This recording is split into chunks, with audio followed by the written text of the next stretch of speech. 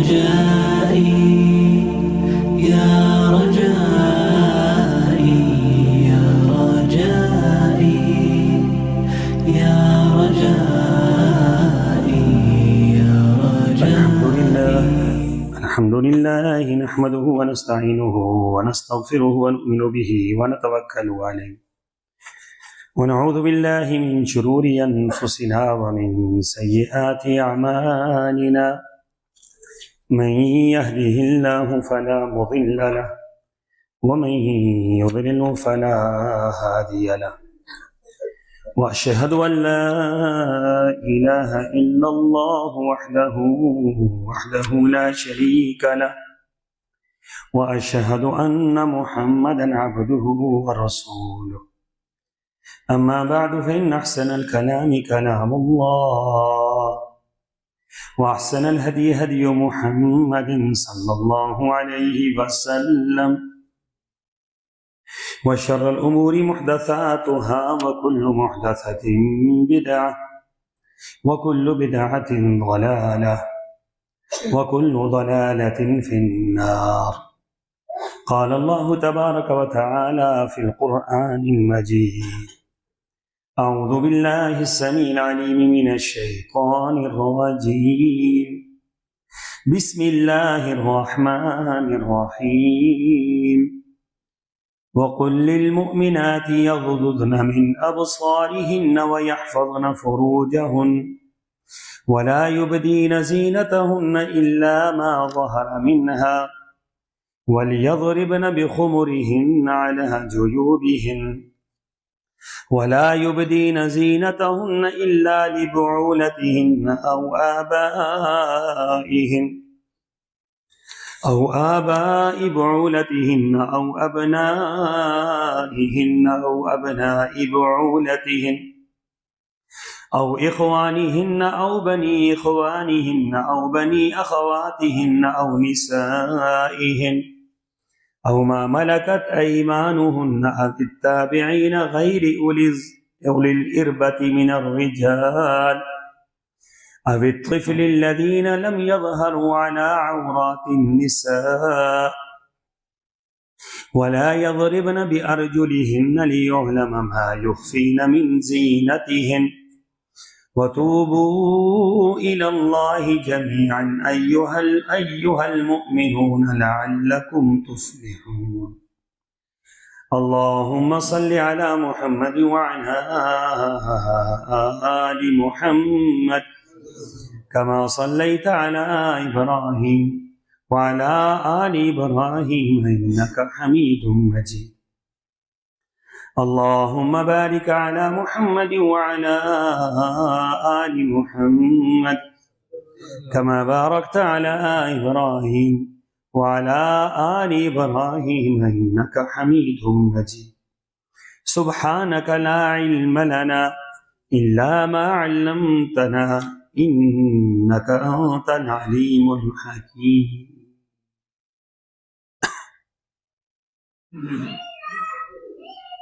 اور مومن عورتوں سے بھی کہیے کہ وہ اپنی نگاہیں نیچی رکھا کریں اور اپنی شرمگاہوں کی حفاظت کیا کریں اور اپنی زینت کو ظاہر نہ کریں مگر جو از خود ظاہر ہو جائے، اور اپنی اوڑھنی اپنی سینوں پر ڈال لیا کریں اور اپنے بناؤ سنگھار کو ظاہر نہ کریں مگر ان لوگوں کے سامنے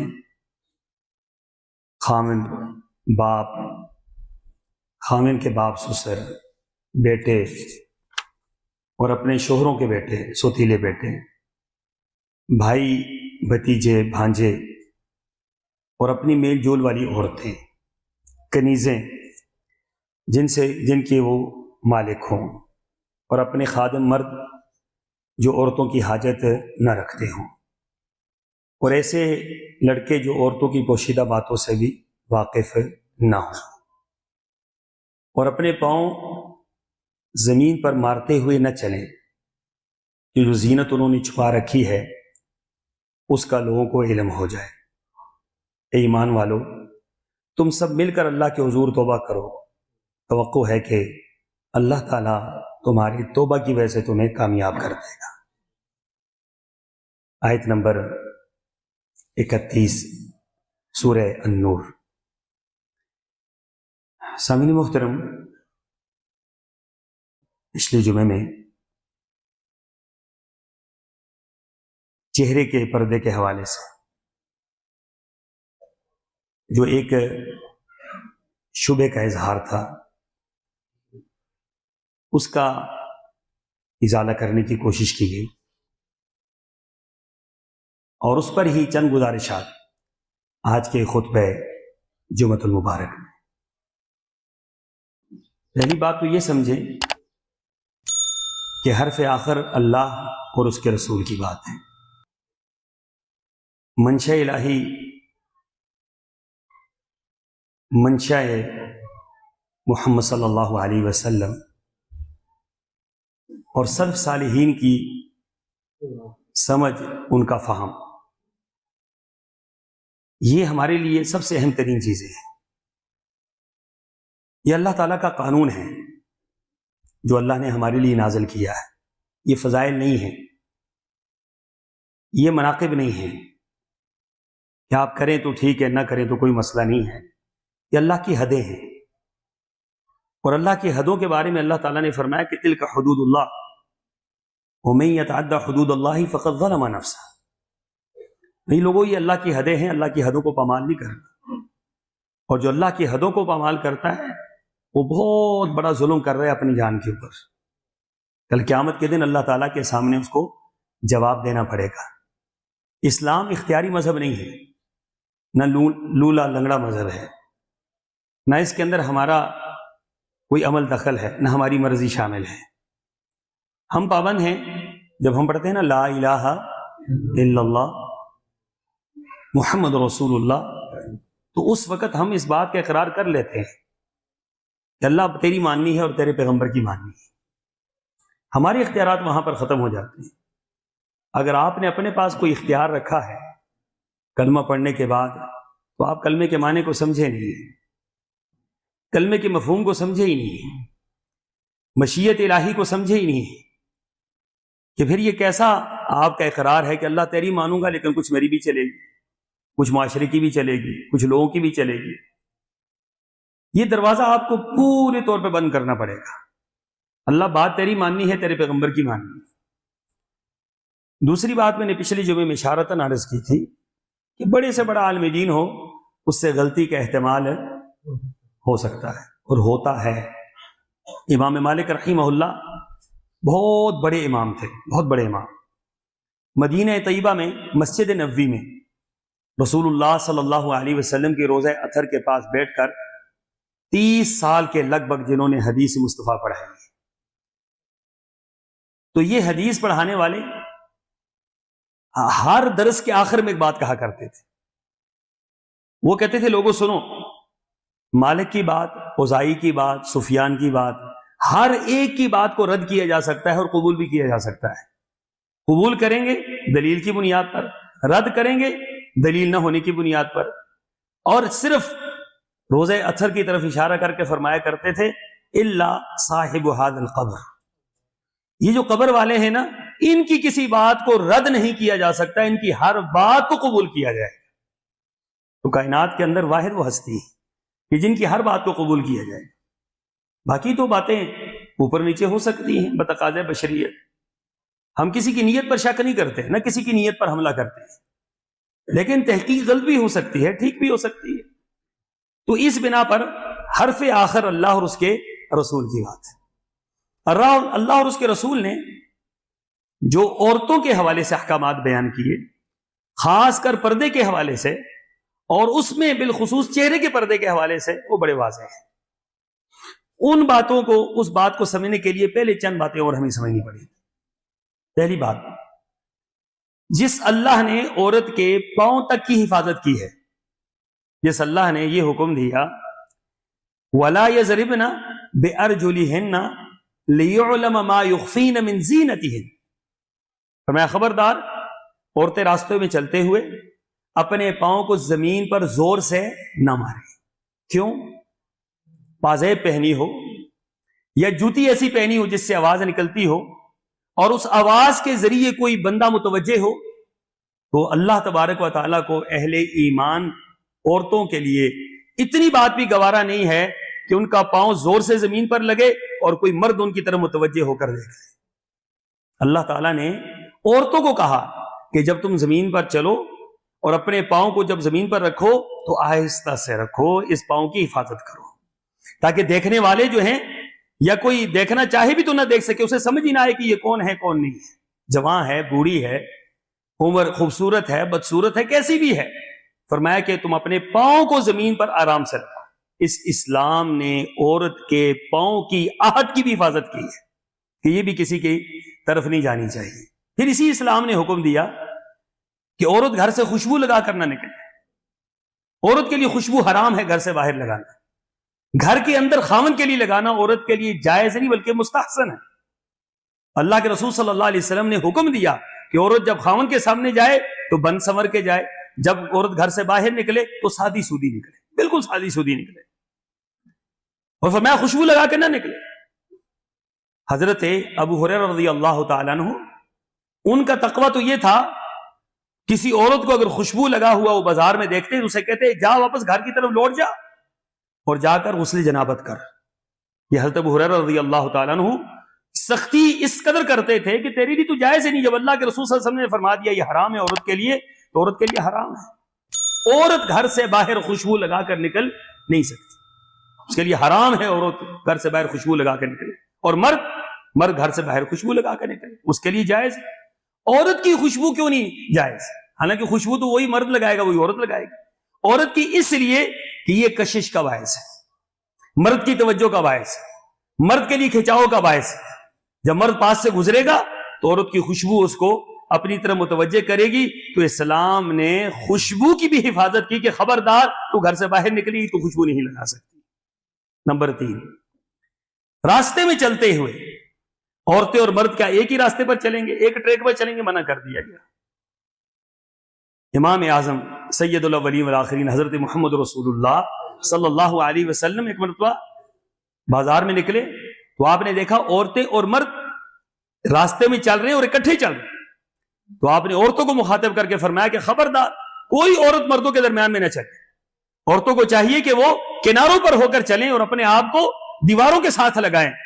یہ وہ مدنی معاشرہ تھا اور سرور کونین کی زبان سے نکلے ہوئے الفاظ تھے جس کو قانون کا درجہ دیا جاتا تھا، شریعت کا درجہ دیا جاتا تھا، جس کے بعد کوئی چوں چراں کرنے کا تصور بھی نہیں کر سکتا تھا۔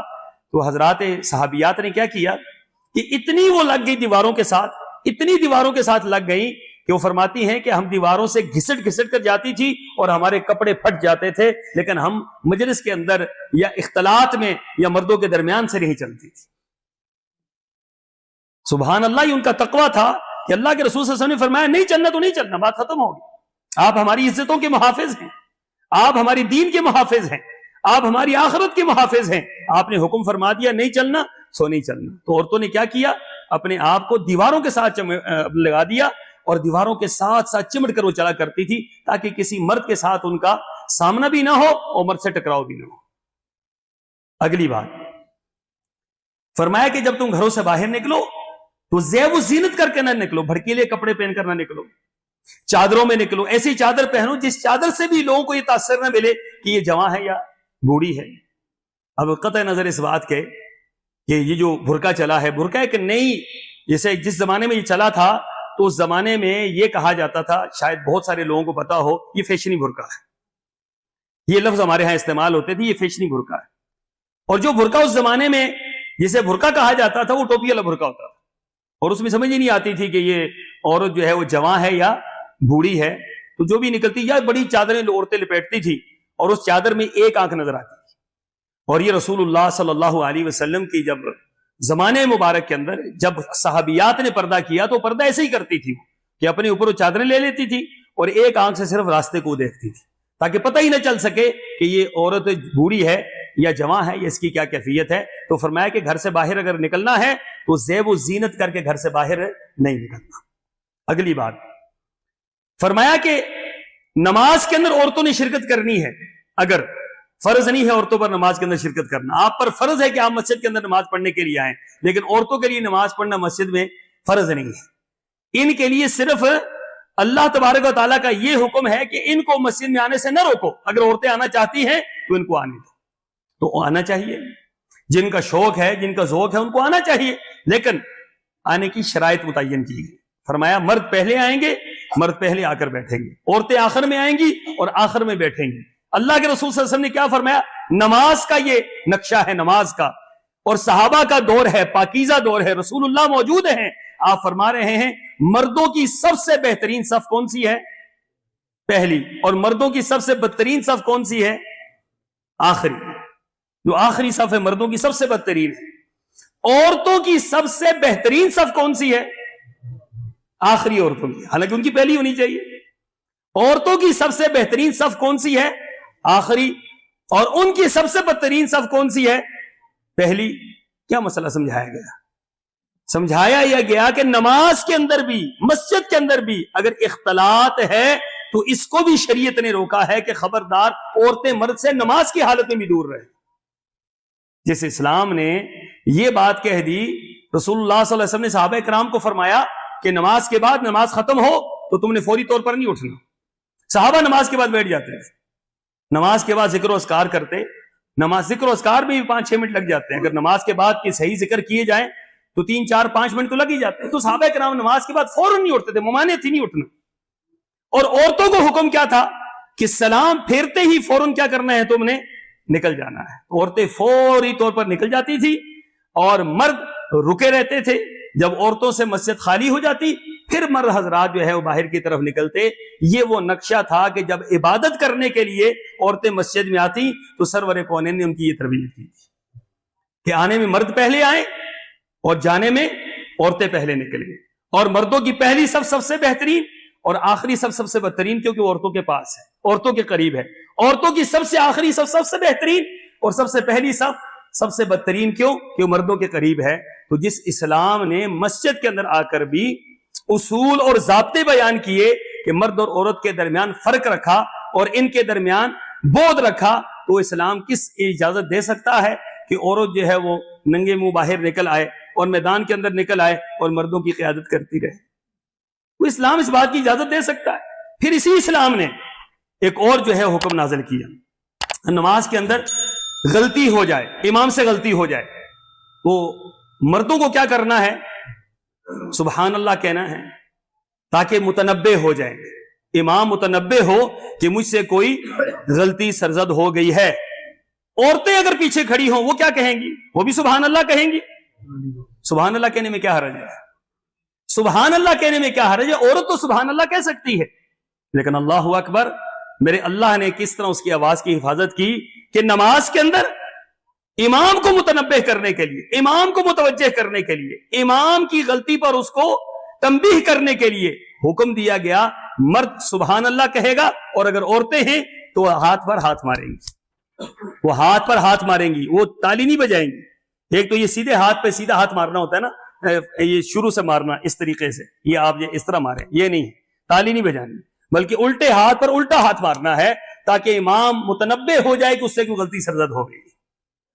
تو آپ اندازہ لگائیں، حالت نماز ہے اور اللہ کے سامنے کھڑے ہیں، تو یہاں پر بھی یہ کہا گیا کہ عورت کی آواز وہ مرد کو سنائی نہیں دینی چاہیے۔ کیوں؟ کہ اگر اس کی آواز آئے گی تو لا محال ہے کہ آواز کے اندر بھی جو ہے فتنہ پیدا ہوگا، جو مرد کھڑے ہوں گے ان کے ذہنوں کے اندر انتشار پیدا ہوگا، لہٰذا عورت جو ہے صرف اور صرف کیا کرے؟ متوجہ کرنے کے لیے ہتھیلی پر ہتھیلی مارے، اپنا اس کی پشت پر پشت مارے۔ اسی طریقے سے اللہ تبارک و تعالیٰ نے عورت کو حکم دیا، فرمایا گھر سے باہر نکلے تو محرم کے بغیر نہ نکلے، چاہے کوئی بھی سفر ہے، حج کا سفر ہے، عمرے کا سفر ہے، تعلیم کا سفر ہے، کوئی بھی سفر ہے، فرمایا ایک دن اور ایک رات کا سفر کوئی عورت بھی بغیر محرم کے نہیں کر سکتی۔ یہ سرور کونین کا حکم آپ نے منع فرما دی، حرام ہے عورت کا گھر سے باہر نکلنا مرد کے بغیر، ایک دن اور ایک رات کا سفر۔ ہاں اگر کہیں قریب ہے جانا، ایک دن اور ایک رات سے کم کا بعد ہے، یہ وہ پیدل کا سفر تھا، تو کم کا بعد ہے تو پھر تو وہ عورت نکل سکتی ہے، مثلا کسی عورت نے بازار جانا ہے مجبوری کے لیے یا کوئی اور امر ایسا ضروری ہے تو وہ عورت نکل سکتی ہے۔ بصورت دیگر بغیر محرم کے عورت کا گھر سے نکلنا کسی سفر کے لیے جائز نہیں، یہاں تک کہ عمرے کا سفر تو مقدس سفر ہے۔ اور اب کہتے ہیں کہ سعودی حکومت نے اجازت دے دی ہے، یاد رکھیں دین سعودی حکومت کا نہیں ہے, دین اللہ اور اس کے رسول کا ہے. جو بات ٹھیک ہے وہ ٹھیک ہے, جو غلط ہے وہ غلط ہے, وہ کسی کی بھی ہے. سعودی حکومت اللہ کے قانون کو نہیں بدل سکتی, رسول اللہ کے قانون کو نہیں بدل سکتی. ان کی غلطی ہے یہ, اور ان کی اس غلطی کو قطعی طور پر ماننا جائز نہیں. جو لوگ اپنی عورتوں کو بغیر محرم کے عمرے کے سفر پر بھیجتے ہیں, حج کے سفر پر بھیجتے ہیں, یہ عورتیں چلی جاتی ہیں, ان کا نہ حج ہوتا ہے نہ عمرہ ہوتا ہے, کوئی چیز بھی نہیں ہوتی, بلکہ اجر کے بجائے کل اللہ تعالیٰ کے ہاں ان کو اس کا گناہ ہوگا کہ جب سرور کونین نے منع کیا تھا, اللہ نے منع کیا تھا, تو تم نے یہ سفر کیوں اختیار کیا. تو لہٰذا یہ جس اسلام نے عورت کے سفر پر محرم کی شرط لگا دی, اور یہاں تک کہ نیکی کے سفر پر بھی لگا دی, تو وہ اسلام کیسے یہ اجازت دے سکتا ہے کہ عورت جو ہے ویسے ہی سفر کرتی رہے اور پھر منہ کھول کر پھرتی رہے. پھر اسی اسلام نے یہ حکم دیا کہ تنہائی میں کوئی مرد کوئی عورت اکٹھے نہ بیٹھے, تنہائی میں دو مرد, ایک عورت اور ایک مرد نہ بیٹھے تنہائی میں. اللہ کے رسول صلی اللہ علیہ وسلم نے فرمایا کہ جب عورت اور مرد تنہائی میں بیٹھتے ہیں, دو بیٹھتے ہیں تو تیسرا شیطان ہوتا ہے, تیسرا شیطان ہوتا ہے. وہ شیطان ان دونوں کے درمیان اس وقت تک لگا رہتا ہے جب تک ان کے درمیان کوئی نہ کوئی گناہ کا کام نہ کروا دے. اس لیے اللہ کے رسول صلی اللہ علیہ وسلم نے کیا کیا, وہ دروازہ ہی بند کر دیا. فرمایا کوئی مرد کوئی عورت تنہائی میں تنہا نہیں بیٹھ سکتے. جو اللہ اور اس کے رسول پر ایمان رکھتا ہے مرد, جو اللہ اور اس کے رسول پر ایمان رکھتی ہے عورت, وہ تنہا نہیں بیٹھ سکتے. تو یہ اسلام نے ایک کڑی شرط لگا دی. اسی طریقے سے مخلوط مجالس, جس میں عورتیں اور مرد اکٹھے ہوں, اکٹھے بیٹھے ہوئے ہوں, اور ان کے درمیان کوئی ایسی چیز حائل نہ ہو, اسلام نے اس کو منع کر دیا ہے. مخلوط مجالس یہ حرام ہے, یہ قطعاً جائز نہیں ہے, چاہے وہ شادی کی ہیں چاہے وہ کوئی بھی مخلوط مجالس ہیں, ان کے درمیان پردہ ہونا چاہیے. اگر کوئی ایسی مجلس ہے, دین کی ہے, شادی کی ہے, کوئی بھی ہے, تو ان کے درمیان کیا ہونا چاہیے, پردہ ہونا چاہیے. عورتیں علیحدہ انتظام ہو, مردوں کا انتظام اس سے علیحدہ ہو. تو یہ قطعاً عائد کی گئی اور سختی اس پر برتی گئی.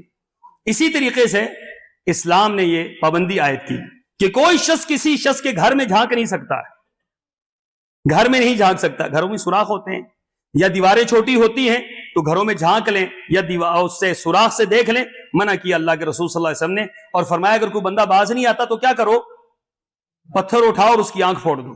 فرمایا اس پر کوئی قصاص نہیں ہے, اس پر کوئی قصاص نہیں ہے. کیوں کہ یہ کسی کے گھر کے اندر کیوں جھانک رہا ہے, کہ جس گھر کے اندر پردہ دار عورت بیٹھی ہے, جس گھر کے اندر جو ہے وہ پردہ دار بہنیں بیٹھی ہیں, مائیں بیٹھی ہیں, آپ اس گھر کے اندر جھانک رہے. تو اگر کسی کے گھر کے اندر جھانکنا جائز نہیں ہے اور آنکھ پھوڑ دینے کا حکم ہے, تو اس طرح بازاروں میں نکل کر جھانکنا یا بازاروں میں جو ہے وہ نکل کر اپنے آپ کو جو ہے لوگوں کے لیے مزین کرنا, یہ کہاں جائز ہو سکتا ہے. جس اسلام نے حفاظت کی کہ خبردار آپ کسی کے گھر کے اندر جھانک بھی نہیں سکتے ہیں, تو اسلام اجازت دے گا کہ آپ اپنے آپ کو باہر لے آئیں اور باہر لا کر آپ لوگوں کے سامنے جو ہے زیب و زینت کا مظاہرہ کریں, قطعاً جائز نہیں. اسی طریقے سے اسلام نے عورت کے حکمران بننے کی ممانعت رکھی کہ عورت حکمران نہیں بن سکتی. رسول اللہ صلی اللہ علیہ وسلم کے مبارک زمانہ میں جب ایک بادشاہ فوت ہوا, اس کی اولاد نہیں تھی, تو انہوں نے کیا کیا کہ اس کی بیٹی کو وزیر بنا دیا یا وزیر اعظم بنا دیا یا اس وقت بادشاہ بنا دیا. تو اللہ کے رسول صلی اللہ علیہ وسلم نے سنا تو آپ نے فرمایا وہ قوم کبھی فلاح نہیں پا سکتی جس قوم کا اقتدار کسی عورت کے ہاتھ میں چلا جائے. یاد رکھیں, کبھی عورت فلاح, وہ معاشرہ فلاح نہیں پا سکتا. خاص کر پنجاب والوں کو اس پر نظر کرنی چاہیے. یہ دین کا معاملہ ہے, یہ سیاست کا مسئلہ نہیں ہے, یہ دین کا معاملہ ہے. اگر دین کے معاملے میں ہم سیاست کا شکار ہوں گے تو اس کا مطلب یہ ہے کہ ہم دین کو سمجھے ہی نہیں. اس کا مطلب یہ ہے کہ ہم نے دین کو بھی صرف اپنے مقاصد کے لیے رکھا ہے. جب اللہ کے رسول صلی اللہ علیہ وسلم نے منع کر دیا, معاشرہ فلاح پا ہی نہیں سکتا, اس معاشرے کے اندر خیر آ ہی نہیں سکتی جس معاشرے کی سربراہ صرف عورت بن جائے, چاہے وہ نیک اور صالح عورت کیوں نہ ہو. جب معاشرے کی سربراہ بنے گی, اللہ تبارک و تعالیٰ اس معاشرے کو کبھی خیر کی طرف نہیں لے کے جائیں گے. ورنہ تو دنیا کے اندر تھوڑی نیک عورتیں تو نہیں گزری نا, تھوڑی خیر والی عورتیں تو نہیں گزری, وہ حکمران بن جاتی. صحابہ کرام کے دور میں کوئی ایک گورنر, پوری دنیا کے اوپر کوئی ایک گورنر عورت دکھا دے, کوئی ایک وزیر اعلیٰ, کوئی ایک وزیر, کوئی مشیر تک کوئی بھی ہو. آج کیا ہے, یہ اقوام متحدہ کہتی ہے کہ آپ 33% عورتوں کو لے کر آئیں. پہلے 33% کہتے تھے, اب کہتے ہیں کہ 55% عورتوں کو لے کر آئیں. اقوام متحدہ کہتی ہے. آپ کا دین اقوام متحدہ ہے, آپ کا دین جو ہے وہ اقوام متحدہ ہے. آپ کا دین تو قرآن ہے, آپ کا دین تو حدیث, آپ کا دین تو اللہ کا آسمانوں سے نازل شدہ ہے، آپ کا دین یہ نہیں ہے۔ تو افسوس یہ ہے کہ ہمارا دین تو قوم متحدہ بن گئی، ہمارا دین جو ہے یہود و نصارہ کی باتیں بن گئی، ان کی ڈکٹیشن بن گئی، ان کی طرف سے آئی ہدایات بن گئی، تو پھر یہی ہوگا معاشرے کا۔ پھر خیر کہاں سے آئے گی، فلاح کہاں سے آئے گی؟ جہاں میرے نبی نے فرما دیا فلاح نہیں ہے، اللہ کی قسم وہاں فلاح نہیں ہو سکتی۔ جہاں آپ جو مرضی ہے کر، جو مرضی اس کو الفاظ آپ دے دیں۔ تو اللہ کے رسول صلی اللہ علیہ وسلم نے عورت کے حکمران بننے کی مانت فرمائی۔ کوئی عورت حکمران نہیں بن سکتی، کوئی عورت قاضی نہیں بن سکتی۔ کیوں؟ قضا فیصلے جو ہیں یہ مرد کا اختیار ہے، عورت کا اختیار نہیں ہے۔ یہ جو عورتیں جج بنتی ہیں حرام ہے، جج نہیں بن سکتی عورت فیصلے نہیں کر سکتی۔ یہ ڈی سی اور ایسی بنتی ہیں عورتیں، حرام ہیں، قطعاً ان کا یہ معاملہ جائز نہیں ہے۔ لیکن یہاں کیا کریں کہ یہاں ایک بات تو نہیں ہے نا، یہ تو بہت کچھ ہے ہمارے ہاں۔ اور اگر اسلام، ہم صرف کہتے ہیں کہ یہاں پاکستان کیا ہے، یہ اسلامی ملک ہے، لا الہ الا اللہ اس کی بنیاد ہے، کوئی شک نہیں ہے، لا الہ الا اللہ اس کی بنیاد ہے، لیکن اس سے آگے جو ہے اسلام کے مطابق کچھ نہیں۔ اس کے آئین میں ضرور لکھا ہے کہ قرآن و سنت کے خلاف کوئی جو ہے بات نہیں ہوگی، لیکن سب کچھ اسلام کے خلاف ہو رہا ہے۔ تو یہ اللہ اور اس کے رسول کے ساتھ دھوکہ ہے، اللہ اور اس کے رسول کے ساتھ یہ جنگ ہے، اللہ اور اس کے رسول کے ساتھ بغاوت ہے، اللہ اور اس کے رسول کے ساتھ یہ اعلانیہ جنگ ہے کہ اللہ کچھ کہتا رہے، رسول کچھ کہتے رہیں، ہم اپنی مرضی کرتے رہیں۔ تو نعوذ باللہ من ذالک۔